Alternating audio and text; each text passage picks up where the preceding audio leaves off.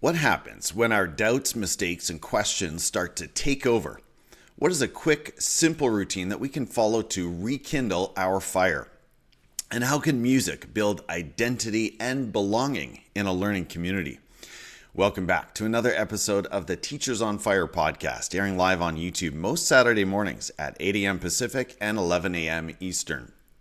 My name is Tim Cavey, and my mission here is to warm your heart, spark your thinking, and ignite your professional practice. Today's Teacher on Fire is Sean Gaillard. Sean is a school administrator in North Carolina.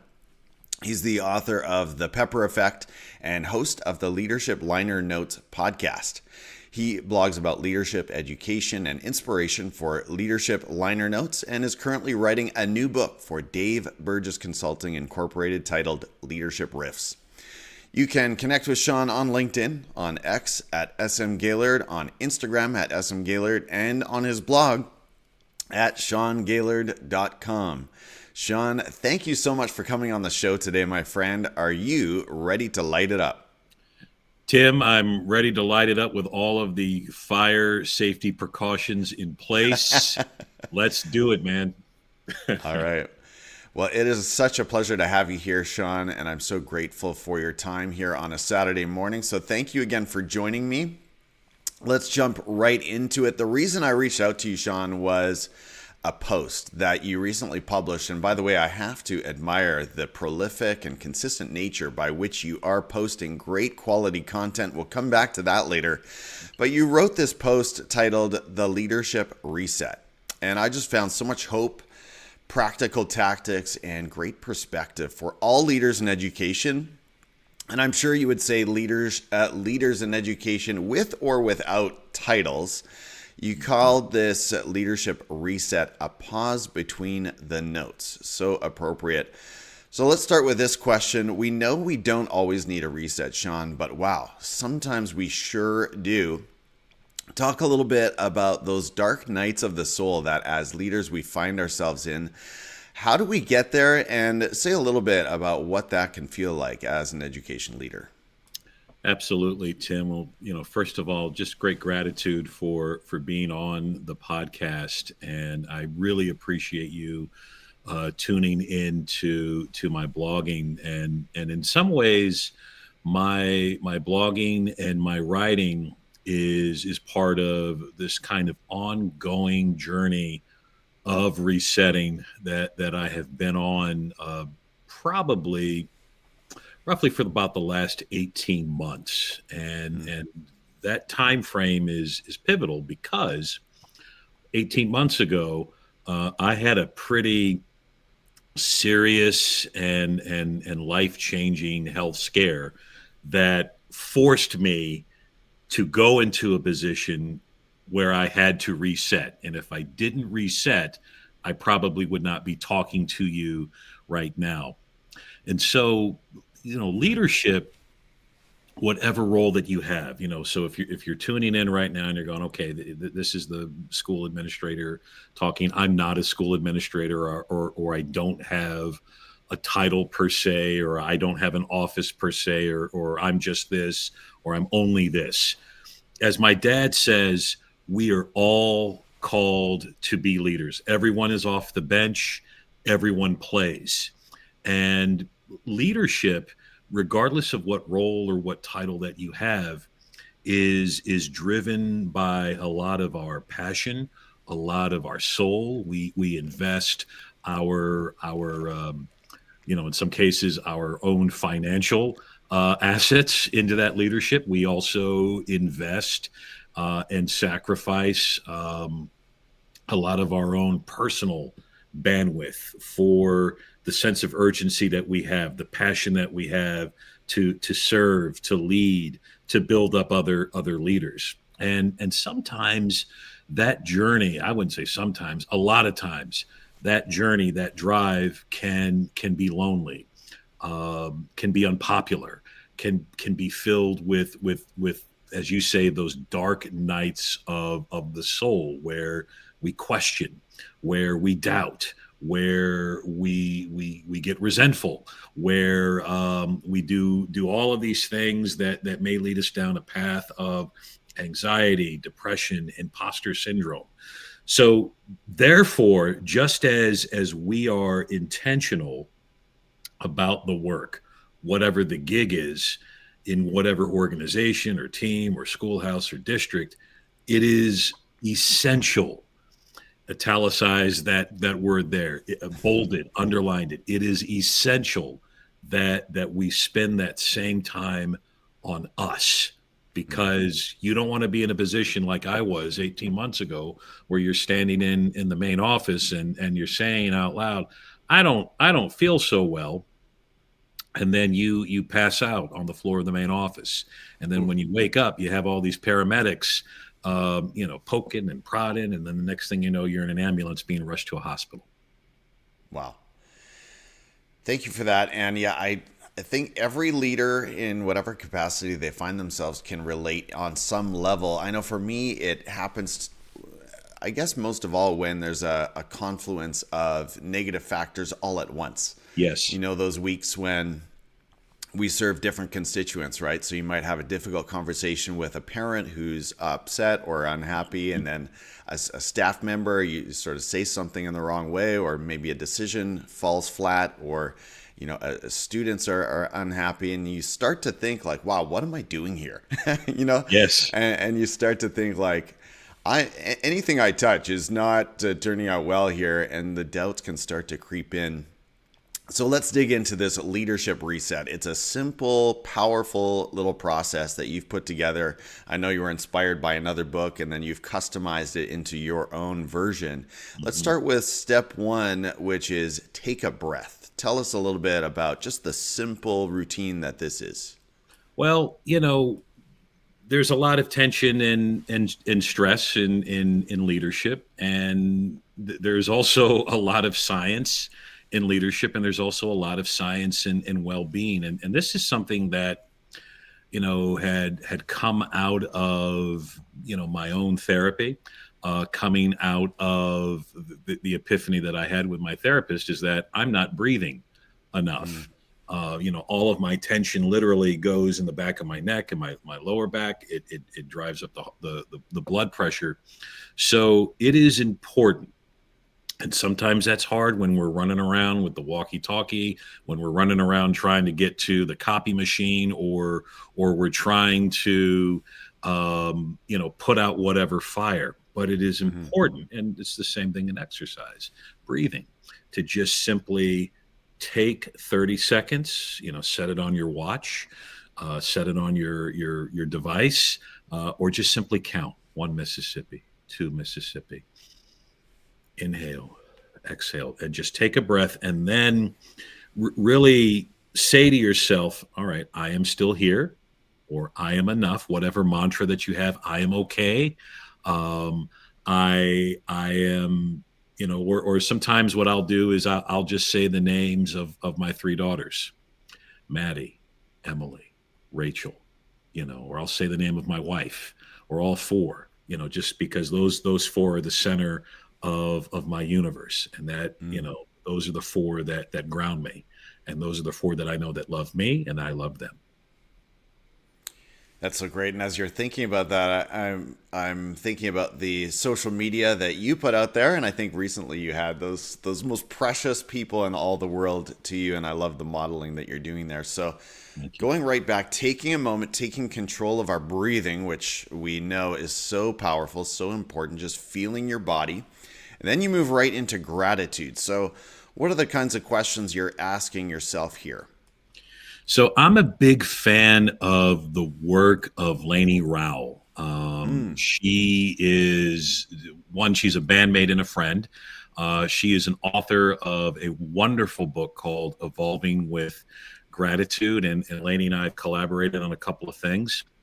She's got a wonderful podcast called Evolving with Gratitude. And in that book, she really talks about the art and the science of gratitude. And there is something about gratitude that, again, is healing, is reaffirming, beyond just saying, thank you, Tim, or Thank you to whomever for doing this. It's really being intentional with that thought and taking a minute and just simply asking yourself a few simple questions.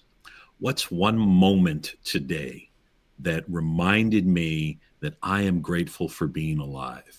Or you can Mm. substitute that. What's one moment today that created gratitude for me being in this particular gig? What's a connection, a song, or a student, or a teacher, or a parent that lifted my soul, that gave me a spark? What's one thing that, even though maybe no one noticed it or saw it, that I'm proud of? What's that one part of my day that my fingerprint is on, that created a resonance of good things? We all are impactful, and we all have gifts and strengths to share. And again, when we have those leadership dark nights of the soul, and Lord knows I've had them, we've all had them, we water down our gifts, we diminish our value, and then we feed into this kind of cycle of failure and despair. Gratitude is the antidote for that. And again, I cannot recommend highly enough the work of Lainey Rowell. Just a life affirming person, and Evolving with Gratitude is a life affirming book and podcast. So I took kind of the inspiration from that in my own learning and my own growth, and anchored that in this kind of leadership reset. She's a great educator, and if you haven't connected with her work, educator, listening to this podcast, make sure you reach out to Lainey Rowell. I love those questions, Sean, and they're so powerful. I was thinking as I prepared for this podcast, just thinking about those small wins, right? And that one kid, when maybe you haven't had the greatest week, but that one kid, really connected. And something you said or did mattered to that one person. Yes. And in their face, you just see that motivation to keep on going. It matters to that one person. Right And on, we're man. going to talk about mattering a little bit later here as well. Okay. So we've anchored in gratitude. Next up, we're going to say some powerful truths to ourselves here. Affirm and reframe. So talk a little bit about the statements that are really important.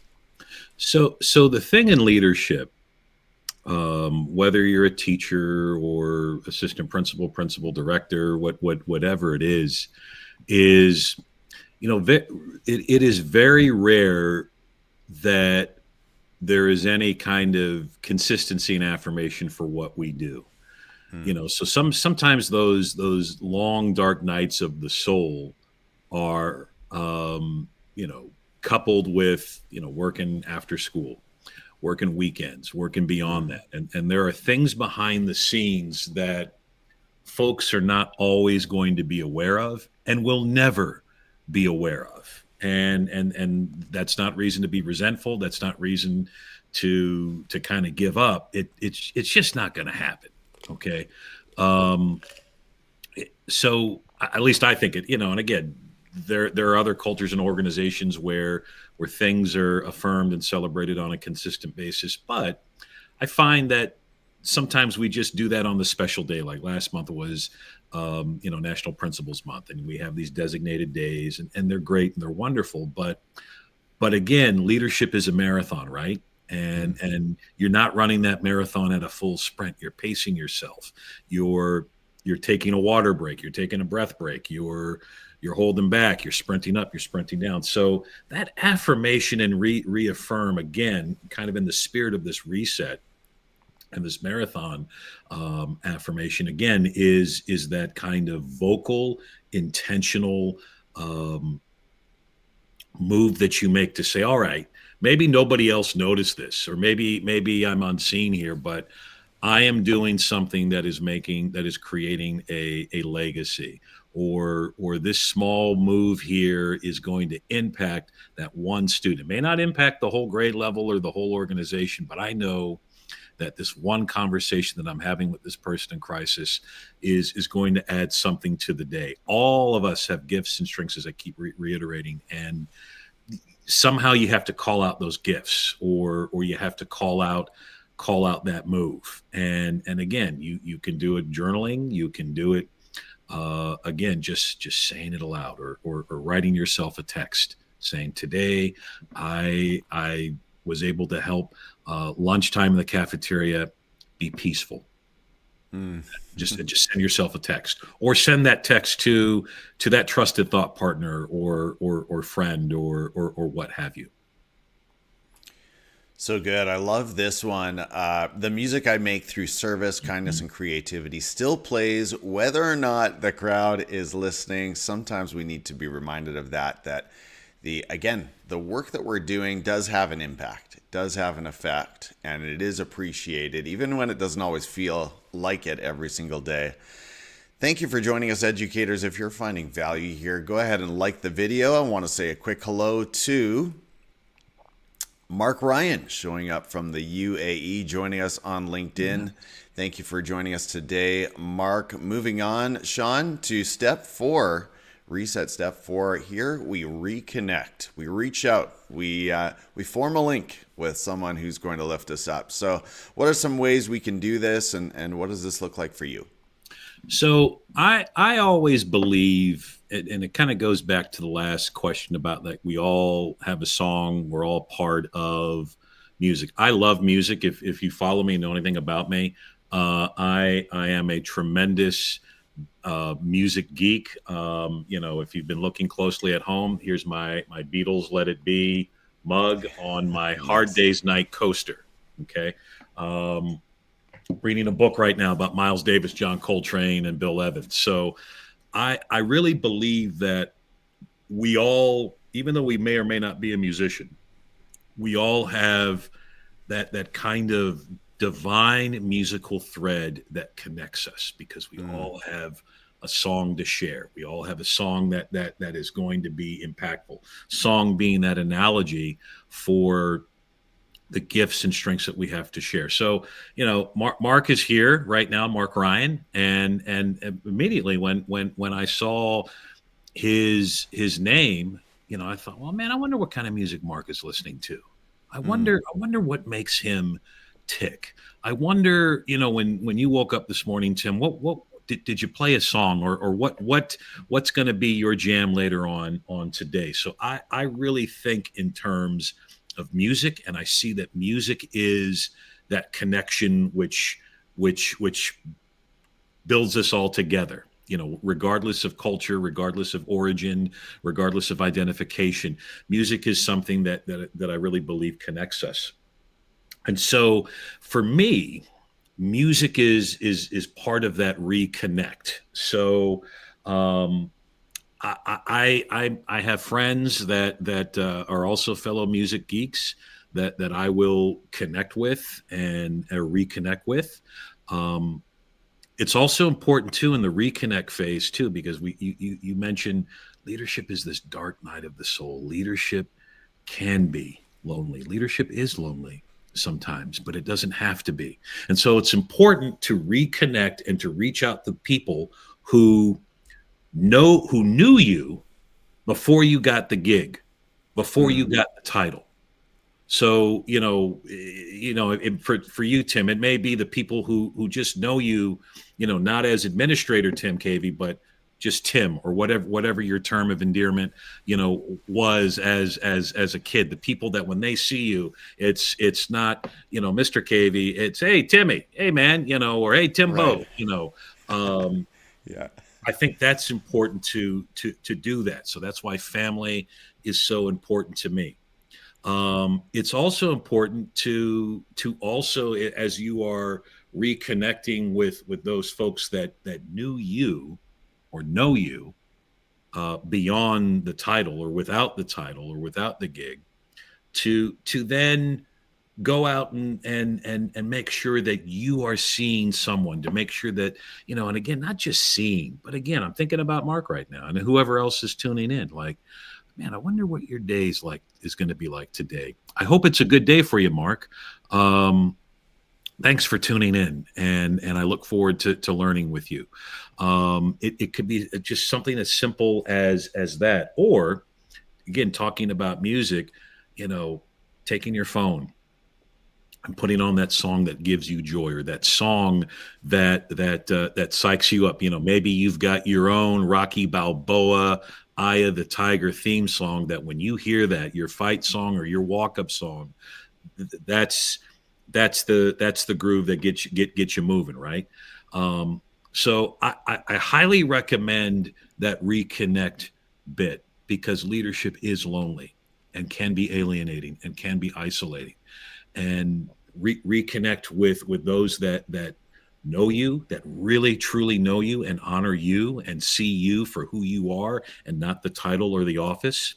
Reaching out to someone else and making sure that they are seen and heard, and acknowledging them, be it a student, staff member, teammate, whoever it may be, or it may just be that difficult person. Hey, you know what? I know that we're in an argument right now, or you didn't like the decision that I made, but I really appreciate you feeling comfortable enough to tell me where to get off. I wish I had that same assertion, or whatever it may be. And then finding a song or a riff. I mean, we've got Spotify, we have Apple Music, we download songs, YouTube, all of these things. It doesn't necessarily have to be Beethoven's Ninth Symphony. I mean, if you dig the Jonas Brothers, or if you dig some commercial jingle, play it. Whatever it is, it's going to give you joy and help you with that reset. When I read that list, Sean, I thought about something that I've been convinced that it's incredibly powerful and almost transformative, and that is just writing short handwritten gratitude notes to team members every morning. Yeah. And for whatever reason, Sean, I'm still not doing it every single day. Far from it. So I want to get back to that. And thank you for that nudge in that direction. Just the power of making a human connection. I think we can't get enough of that. Well, what a powerful reset. Like you said at the top, it only takes about 3 minutes to walk through this process. And you ended your post with kind of an encouraging reminder that our presence matters no matter what.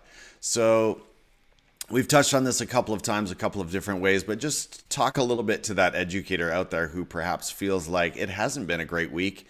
Is my work even having an impact? Am I making a difference? So I'm happy to do that, Tim. So I'm not the biggest fan of flying in an airplane. Okay. Now I've gotten better with it, and therapy and medication have helped me overcome that fear. But one of the things that I do when I get on a plane is I'll say to the flight attendant, hey, listen, I'm not the best flyer in the world, and I don't need you to do anything. But all I need to do is just see you. And if I'm looking at you, just smile back. That's all I need. If I see you smiling, I know that I am okay, and we're going to be okay. And this is going to be an enjoyable flight experience. And the flight attendants, when I do that, my family groans and rolls their eyes, but again, all I need is that look, and that affirmation. And for our teachers and our leaders who are doing the paper chase, you're trying to return the messages. You know that red message light is flashing on your phone, or you're looking at your phone and you go, oh my God, I got 25 emails. And there's that email from Tim. God, yeah, geez, I know he's going to want something. God, what am I going to do? All right, and that's okay. But just know that there is somebody out there, whether it's in your classroom, whether it's on your faculty, whether it's in your schoolhouse, your district, the parent and car line, that when they see you in whatever capacity, in whatever realm, you are giving them affirmation, you are giving them peace, you are giving them a sense of well-being, and you are that reminder that they are going to be okay. So therefore, your presence matters. You may not know it. That person may never tell you. That person may never write you a note about it. But in some way, shape, or form, when you walk into the room, or when you walk into that car line, or that copy room, or that classroom, whatever it is, that faculty meeting, PLC, when that person sees you, they go, oh God, thank God Tim's here. And because I know Tim has got my back. I feel better. My anxiety is gone. So good. So good. Thank you for that, Sean. As we start to land the plane here, you talk about returning to our core at one point. I don't think you used the word core, but when we feel a little bit lost at sea, sometimes we just need to revisit our why, our passions, our dreams, and values, the things that really define who we are and why we're here, why we're doing this work. I was curious. People revisit these in different ways. I know you're a writer to some extent, you're musical. How do you revisit these? Are they up on the wall? I'm just thinking through, I'm kind of asking this selfishly because I don't really have these posted or I can't really revisit them on a quick moment. So tell us more about how you revisit these intentionally. So there's a couple of things that I try to do intentionally, and I'm not always the best at it. But one of those things is through exercise and well-being, and having that solitary space, I think is important. And then also I'm sometimes accused of and I take it as a badge of honor. You're too positive. You see the good in everything. You assume positive intent. I get that crap a lot, but I really do believe that everyone has a spark, and that my job is to help others see that spark if they're struggling with that. I think that's my gig as a leader. I really believe that somewhere in the schoolhouse that I'm serving is the next Steve Jobs, is the next Joni Mitchell, not to Canada, is the next Sojourner Truth. And if they're not that person, then maybe they're going to be the mother, the godfather, the godmother, the aunt, the foster parent of that person that is going to do something great for the world or impact a lot of people. So the other thing I do a lot, man, is I journal a lot. And sometimes those blogs become journals, so for example, this particular blog post, partly came out of journaling. And so I do a lot of reading of the Daily Stoic, and use a lot of that as the foundation for my reflection, and then the basis for my journaling. And I do that as much as I can every night. You have to have a rhythm with it. Even if I just write down one word, reset, and then I reflect on that word, and then that might become a blog post. So I would say those three things: exercise, as best as I can, but exercise after this podcast, and then kind of revisiting my kind of own core, where I really feel my job is as a leader is to help others amplify their own spark, and then this kind of reflective nightly journaling with the Daily Stoic. Sean, I had a feeling you were a journaler, and that is so encouraging. I feel a lot of kinship with you because you're referencing writing and exercise, and I also saw on Instagram you're thinking about your blood pressure as well. Yeah. So, and that's something I need to think about a lot too. A couple more questions. I'm going to throw you a softball here, Sean. How can music build identity, belonging, and mission in a learning community? Yeah, I'm sure you have a book's worth of thoughts on this one, but what are a couple of things that come to mind? I do. So I always I will ask the question, what's on your turntable? And if I mentioned Joni Mitchell, and I hope that there was a spark of recognition from those who are listening and viewing. I hope that was kind of a nod to my neighbors up north, Joni Mitchell being Canadian. And here's the thing. Let's talk about that for just a second. Joni Mitchell. I don't. I've never been to Canada. I hope to go to Canada one day, but I'm a big fan of her music. And so if I can find some entry point to have a conversation, because I'm socially awkward. It's hard for me to do small talk and social occasions. I'll just ask, hey, what's your favorite album? Or you're on a stranded island, and what's that song you're going to listen to get you through the day? So I really feel that, as I said earlier, music is this divine spark which connects us. And regardless of language, regardless of borders, regardless of whatever, you can learn a whole lot about a person if you just simply start talking about music. And the question, what's on your turntable? And then if someone says, well, what the hell's a turntable? Then you go, oh my gosh, let me tell you about this. So that to me is the entry point into understanding folks, finding common ground. And then you then have a hook the next time you see that person. So it's not awkward. Hey, Tim, man, remember we were talking about Joni Mitchell, and how cool is that she's Canadian, and or somebody that knows somebody that knows somebody that knows Joni Mitchell, and then we have an entry point into a great relationship or a connection. So good. Sean, you're working on another book, and I should back up for a moment and just mention you've already put out a few years ago now, The Pepper Effect, tap into the magic of creativity, collaboration, and innovation. You're working now on Leadership Riffs. So tell us a little bit about this project and how it's coming along. What can we look forward to here?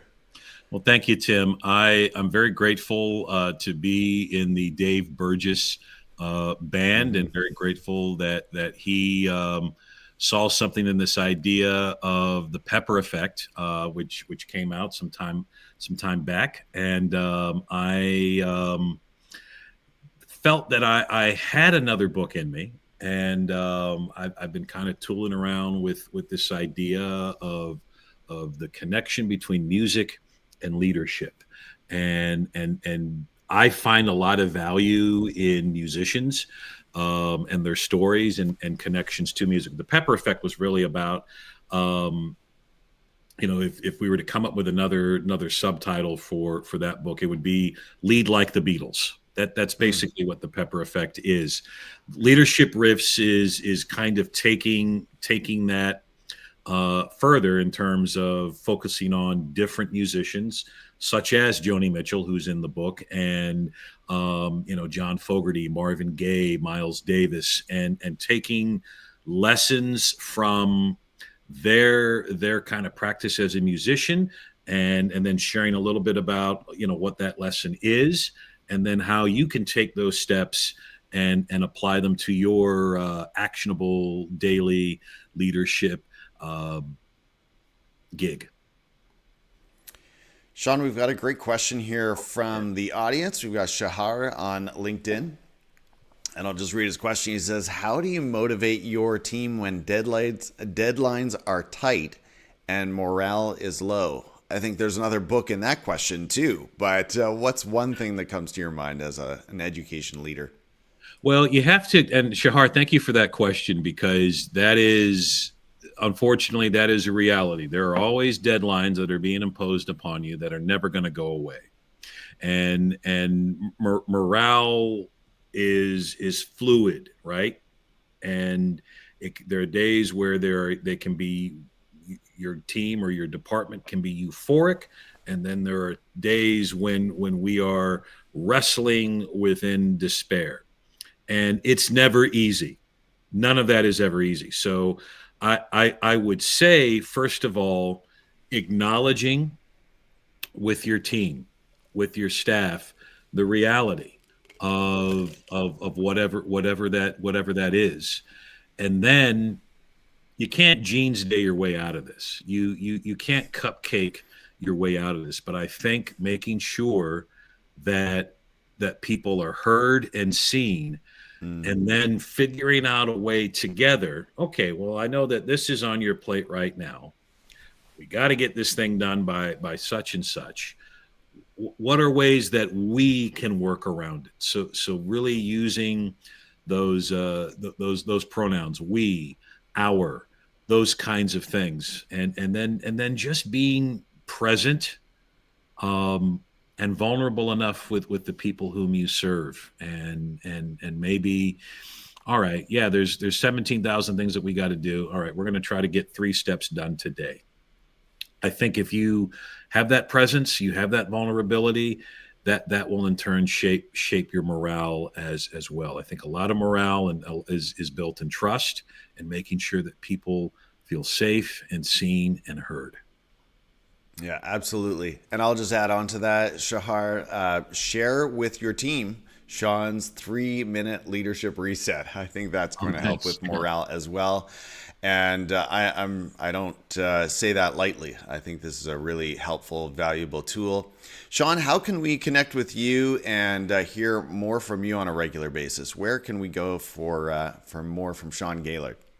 Well, thank you, Tim. I think, well, if you're in North Carolina, I'm usually at a record store or at Planet Fitness. So those are the two places. But all of those social media channels there, LinkedIn, X, and Instagram. Also, my website, which is a work in progress, but that is where you can order the Pepper Effect. That is where you can subscribe to my weekly blog post. I have a kind of a informal weekly blog salon with two folks that I think have also been on that, Megan Lawson and Lauren Kaufman, and we really try to support each other with weekly blog posts. And so that website there, which is currently going to be updated and have updates about the Leadership Riffs book that's coming up, and some other potential events and speaking things. Those will be germinating there. That's probably the best place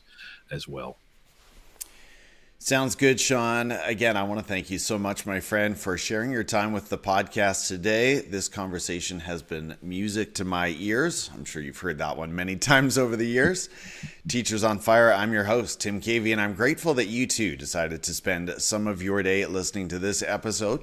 I hope that in some way the content you heard today from Sean Gaillard sparked your thinking and ignited your practice. And I'll meet you next week right here on the Teachers on Fire podcast. Take care, everyone. Have a great week. Bye-bye.